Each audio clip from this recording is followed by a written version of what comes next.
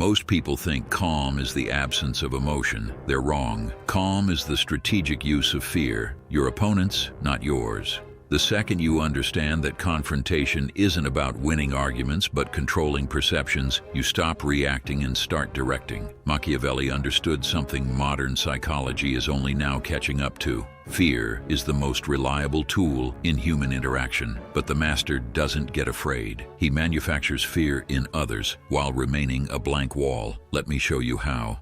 1. The lion and the fox, your two faces.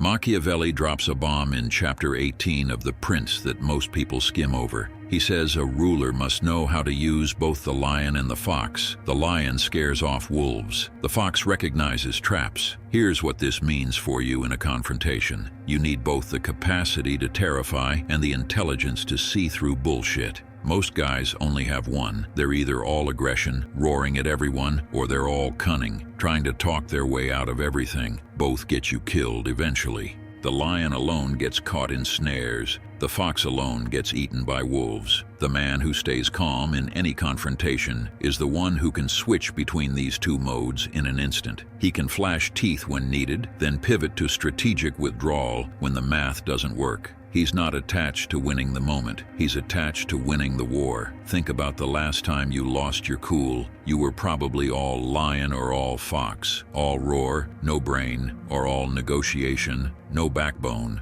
2. The architecture of fear.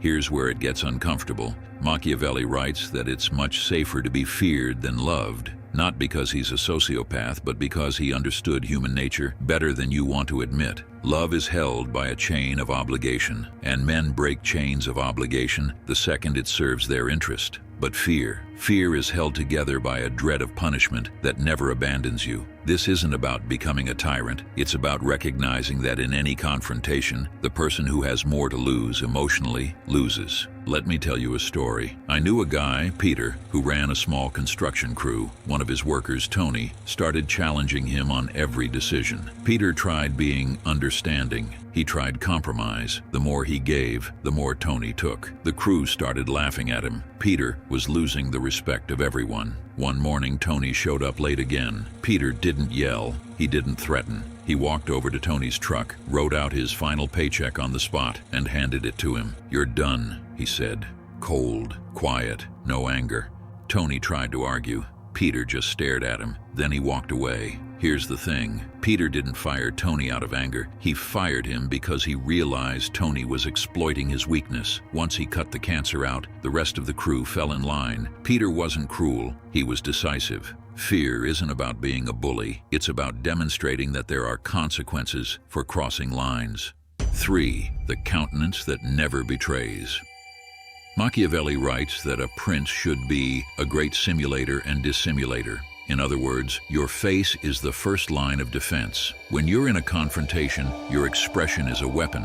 If you look scared, the other person will press. If you look angry, you've shown your hand. The calmest expression, the one that betrays nothing, is the most destabilizing thing you can show someone. One of Machiavelli's core teachings is that you must appear to be compassionate, faithful to your word, upright, honest, and religious. Notice he says, appear. He's not telling you to be a liar. He's telling you that the appearance of control is often more important than control itself. Think about the last time you watched someone get angry in an argument. Didn't they instantly lose credibility? Didn't you think, I got to them? That's the moment the other person scored. When you stay calm, you're denying the other person the satisfaction of having provoked you. And here's what happens. They get frustrated, and frustration leads them to make mistakes. They escalate. They say something stupid. They reveal their hand. You just stand there watching them blow themselves up. 4. The principle of calculated offense. Machiavelli famously wrote, "Men ought either to be well treated or crushed, because they can avenge themselves of lighter injuries, of more serious ones they cannot." In a confrontation, this means you don't engage in half measures. You either let something go completely or you shut it down permanently. This is why people who stay calm are so dangerous. They've made the calculation. They're not reacting from emotion, so they can decide whether a battle is worth fighting. And if they decide it is, they fight it to the death. But here's the nuance most people miss. You shouldn't threaten unless you're prepared to follow through, and you shouldn't follow through unless you're prepared to face the consequences. In The Art of War, Machiavelli writes about the importance of discipline over fury. Ferocious and disordered men are much weaker than timid and ordered ones, he says. In other words, a guy who's angry and chaotic is easier to beat than a guy who's afraid but disciplined. So how do you become ordered in a confrontation? You practice. You put yourself in uncomfortable situations where you have to hold your ground. You learn to let the initial adrenaline spike pass before you speak. You recognize that most confrontations are tests. The other person is probing for weaknesses, and you never, ever, under any circumstances, let them see you sweat. Think of it like the moment in a boxing match when a fighter takes a big hit and shows no reaction. It unnerves the opponent. They start to wonder if this person is even human. That's what calm does in a verbal confrontation. It makes you seem inhuman, untouchable, and that's when people start to fear you. 5. The uses of silence.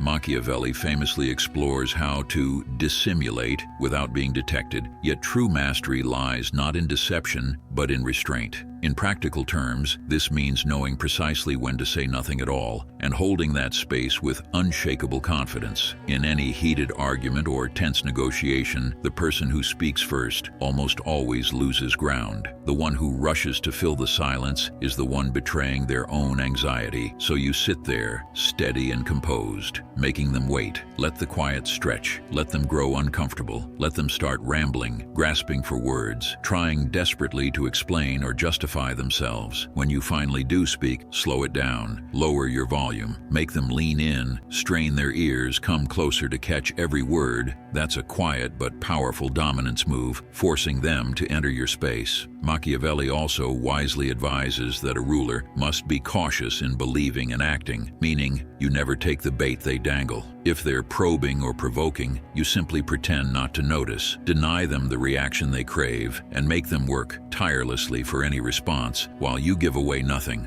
6. Building a fortress inside your own head.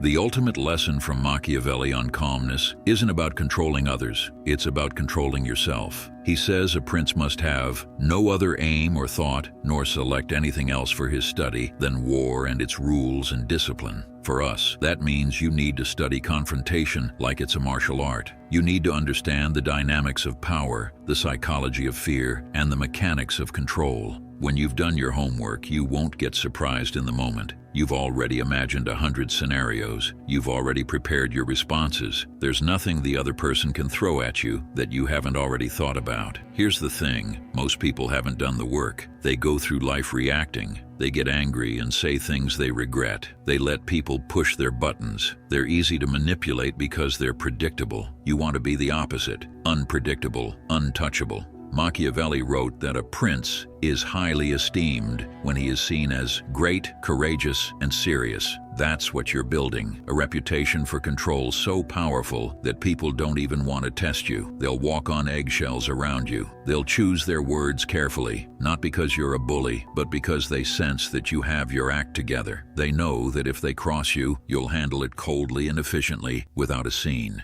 7. The elegance of controlled detonation.